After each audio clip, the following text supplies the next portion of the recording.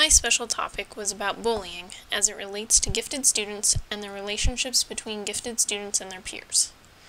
Let's talk about who gets bullied. The assumption, either from witnessing it as a student ourselves or through messages in mainstream media, is that the slow learners, the teacher's pet, or the weakest kids are the target. But more generally, it's anyone that tends to be different.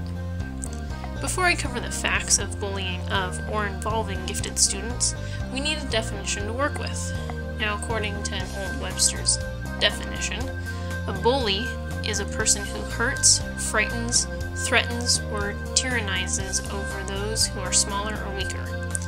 However, one of the authors, Cross in the bibliography, redefined a bully as a person who uses any approach at his or her disposal, including but not limited to intimidation, whether physical, emotional, or verbal, positional authority, relational authority, or societal authority, to create limiting effects on another's behavior, thoughts, or feelings.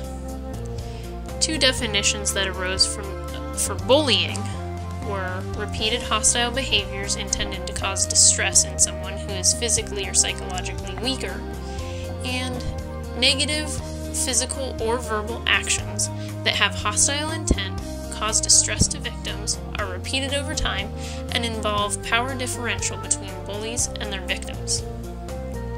So some examples of such behaviors described on this slide are on the next slide. So they include name-calling, pushing, and threatening. However, they can be more elaborate, such as a teacher or administrator denying reasonable accommodations for the learning needs of a student. Okay, now that we have an idea of what bullying is and who bullies are, we need to make sure we know who's considered gifted.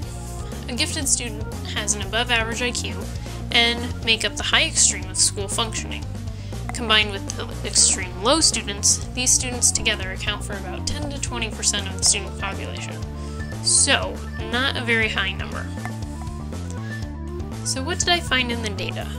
Well, at the elementary grade level, students reported knowing when a peer was being bullied and even noticed a pattern between aggression and a student's increased likelihood to bully others. And of course, as we know from experience or TV, popularity usually means the students aren't being bullied. It was also noted that elementary students engage in both inactive bullying, in which they see it occurring but don't do anything, and active participation, through encouragement or laughing. Through surveys, researchers were able to find that the majority of gifted students experienced bullying, specifically 67% were the victim of some form of bullying, and it usually escalated each year until about 6th grade when it plateaued or stopped. But some unexpected information arose. 28% of gifted students, nearly a third, admitted that they had bullied another student between kindergarten and 8th grade, even though they knew it was wrong and that it hurt feelings. The gifted students also commented that adults rarely did anything, even when they saw the bullying happening. Perhaps partly as a result of that, and partly as a result of their high self-expectations, gifted students generally consider bullying to be their own issue and would not involve an adult. Now, given the array of variations and definitions and the discoveries from the experiences shared by gifted students about bullying, where does that leave us?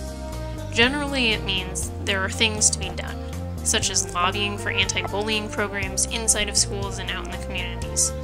Also, schools need to provide students with a better definition of bullying and be sure that it is clearly understood. It doesn't even have to be intentional to have a bullying effect on someone.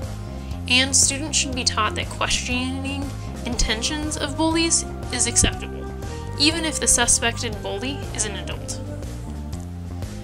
There are some specific things that teachers can do.